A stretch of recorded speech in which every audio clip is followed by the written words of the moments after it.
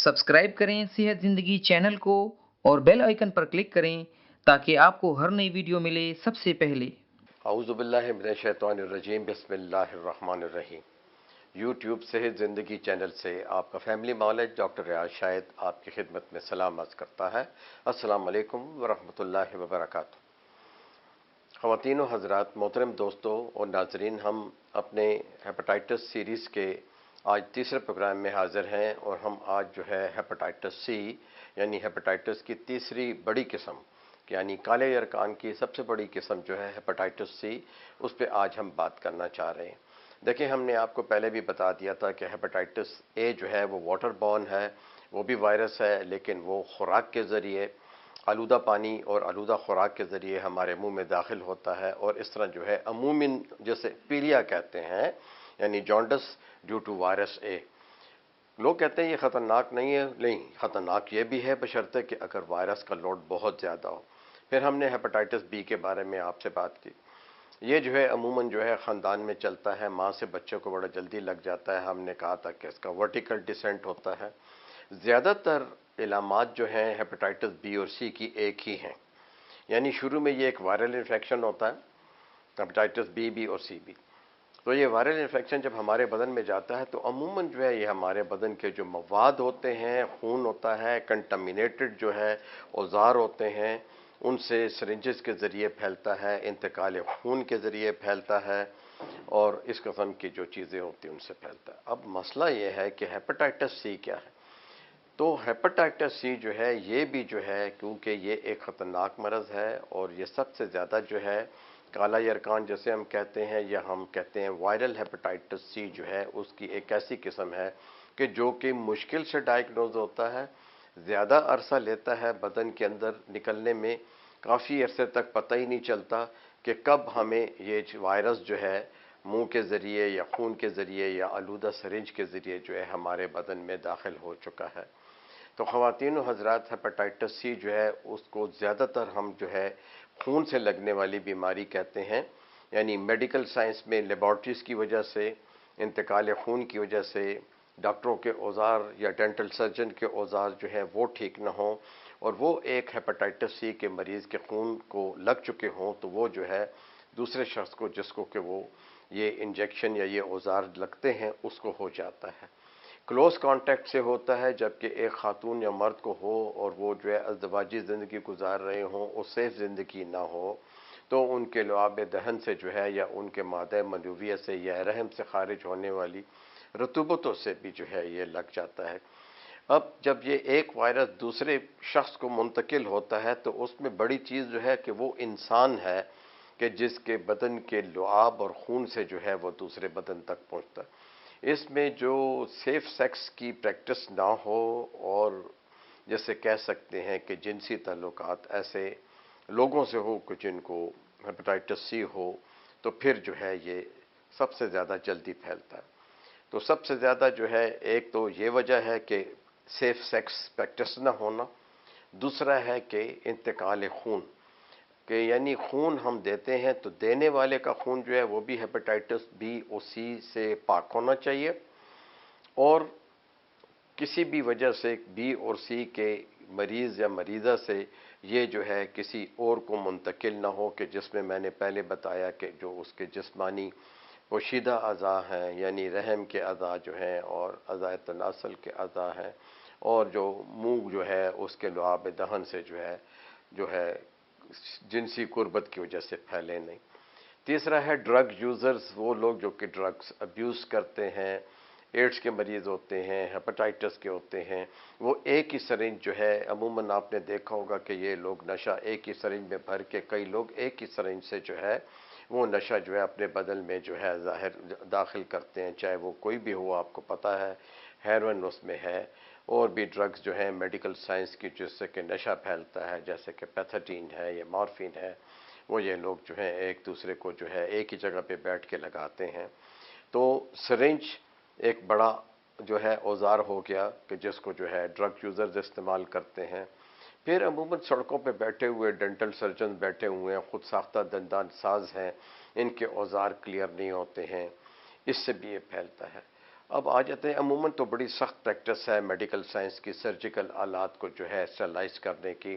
لیکن کچھ لوگ ایسے ہیں جو اپنے آپ کو جو کہتے ہیں جی جیسے ختنہ کرنے والے لوگ ہو گئے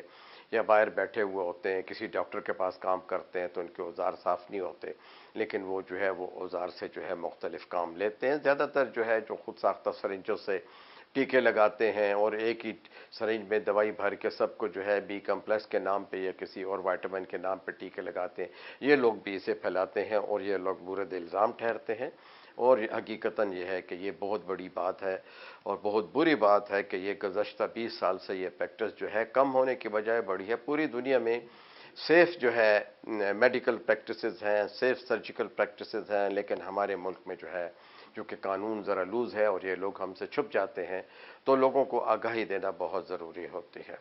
اب آتے ہیں کہ کچھ لوگ کان چھدواتے ہیں، ناک چھدواتے ہیں، ان میں سوراخ کرواتے ہیں، کچھ لوگ ٹیٹوئنگ کرتے ہیں، بدن کے اوپر جو ہے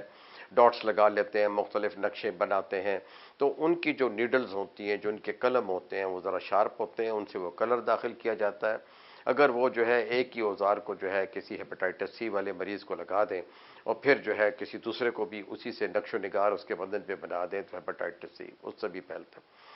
انکوبیشن پیریڈ کیا ہے؟ کسی بھی بدقسمتی سے کسی بھی صورت میں اگر آپ کے بدن میں یہ وائرس چلا گیا ہے تو اس وائرس کی ابتدائی علامات بڑی مبہم ہوتی ہیں۔ 3 سے 6 ہفتوں کے درمیان میں ہلکا ہلکا بخار ہوتا ہے، نزلہ ہوتا ہے، فلو کی علامات ہوتی ہیں، بدن دکھتا ہے، سر میں درد ہوتا ہے، کھانے پینے کے اندر دل نہیں لگتا اور متلی ہوتی ہے اور پیٹ میں درد ہوتا ہے۔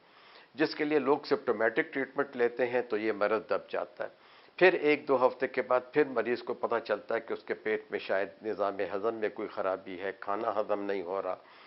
شدید پھر جو ہے جیسے سر میں درد ہو گیا، پیٹ میں درد ہو گیا، کھے آ گئی اور بخار کی علامات ہوتی ہیں۔ تب جو ہے ایک مستند ڈاکٹر جو ہوتا ہے وہ پھر جو ہے آپ کے حالات جانتا ہے، آپ کی ہسٹری پوچھتا ہے،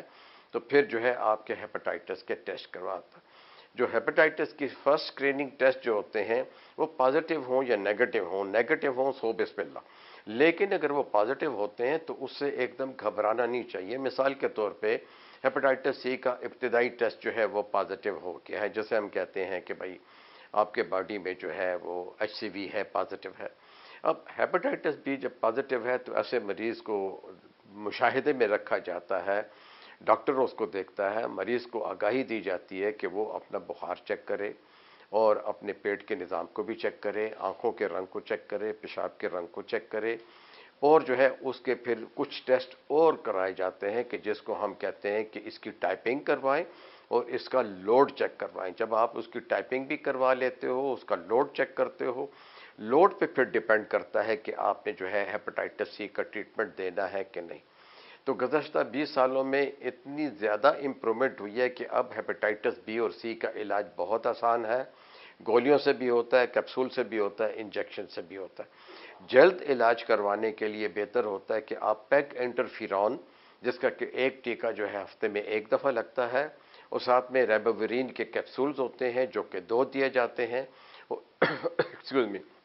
اور ایک گولی جو ہے سوباسپویر کی جو ہے دی جاتی ہے۔ تو یہ ایک گولی سوباسپویر کی، 2 گولیاں رائبوورین کی، اور جو ہے ایک ٹیکہ فی ہفتہ جو ہے آپ کو جو ہے پیگ انٹرفیرون کا لگایا جاتا ہے۔ یہ ٹریٹمنٹ جو ہوتا ہے یہ 3 ماہ تک دیا جاتا ہے، اور 3 ماہ میں اللہ کے فضل سے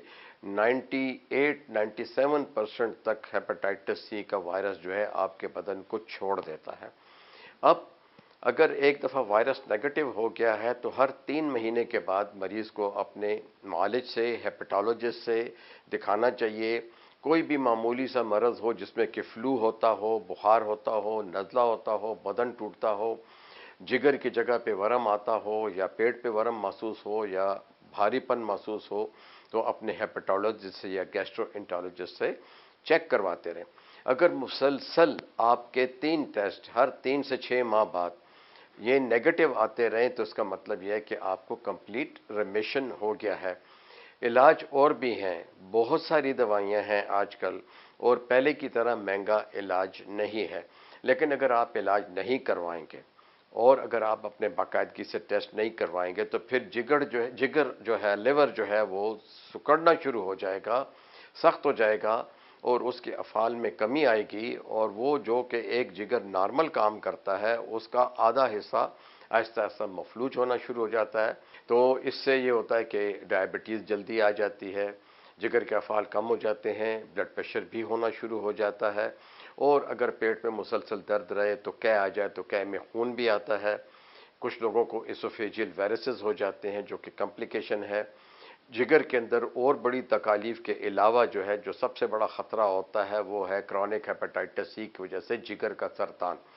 تو ایک دفعہ اگر جگر کا سرطان ہو جائے پھر یہ بہت مشکل ہو جاتا ہے کہ اس کو ٹھیک کیا جائے، کیونکہ ایک سافٹ آرگن ہے، ایک ویسرل آرگن ہے۔ اس کو بچانے کے لیے بہتر ہے کہ جلد از جلد آپ ہیپاٹائٹس کی پوری تشخیص کروائیں اور پورے ٹیسٹ کروائیں۔ اور کئی سینٹروں میں تو ہیپاٹائٹس، کئی ہسپتالوں میں ہیپاٹائٹس بی سی کے سینٹر قائم ہو چکے ہوئے ہیں، جگر کے سینٹر قائم ہو چکے ہوئے ہیں، کیونکہ اس مرض میں جگر ٹرانسپلانٹ بھی ہم کرتے ہیں۔ تو جگر ٹرانسپلانٹ جو ہوتا ہے اس میں بھی بڑی کمپلیکیشنز ہوتی ہیں۔ ان تمام کمپلیکیشنز سے بچنے کے لیے بہتر ہے کہ آج کل علاج آسان بھی ہے، مکمل علاج دستیاب ہے۔ اگر آپ انجیکشن نہیں لینا چاہتے تو آپ صرف گولیوں پہ رہیں۔ اب سوال یہ پیدا ہو جاتا ہے کہ کچھ لوگوں کو ڈرا دیتے ہیں کہ گولیوں سے خدا نخواستہ کینسر ہو رہا ہے، یا گولیوں سے سر کے بال اڑ رہے ہیں، یا گولیاں آپ کو کمزور کر رہی ہیں۔ دیکھیں، اس قسم کی باتوں پہ نہیں جانا چاہیے۔ اگر 10 ہیپاٹائٹس کے مریض ہیں اور 10 کے 10 کو علاج دیا جائے گا تو اللہ کے فضل سے 8 تو بالکل ٹھیک ہو جائیں گے۔ دو مریض ایسے ہوں گے جو کہ بدقسمت ہوں گے کہ جن پہ شاید یہ علاج کام نہ کرے۔ اس کی وجہ ہوتی ہے کہ وہ دیر سے تشخیص ہوتی ہے ان کی، یا وہ مکمل علاج نہیں لے سکتے، یا وہ فائنینشلی اتنے کمزور ہوتے ہیں، یا ان کو آگاہی نہیں ہوتی، ان کو سینٹر تک پہنچنا مشکل ہوتا ہے، تو وہ بیچارے اس کمپلیکیشن میں آ جاتے ہیں۔ تو ہیپاٹائٹس سی سے بچا بھی جا سکتا ہے، اس کا علاج بھی ممکن ہے، شرط یہ ہے کہ آپ اپنے پیٹ کے افعال جو نظام ہضم کے افعال ہیں ان کی طرف دھیان دیں، اور کوشش کریں۔ مثال کے طور پہ لیبارٹریوں پہ کام کرنے والوں کو خاص ہدایات دی جاتی ہیں، ڈاکٹروں کو خاص ہدایات دی جاتی ہیں، اور بہتر یہ ہے کہ جب بھی ہیپاٹائٹس سی وہ کسی کو ہو جائے تو 2 کام ضرور کریں۔ ایک تو کم از کم اگر ہر سال نہیں تو ہر دوسرے سال ہیپاٹائٹس اے کا، یا 3 سال بعد ہیپاٹائٹس اے کا ٹیکہ لگوا لیا کریں، کہ جس سے آپ کو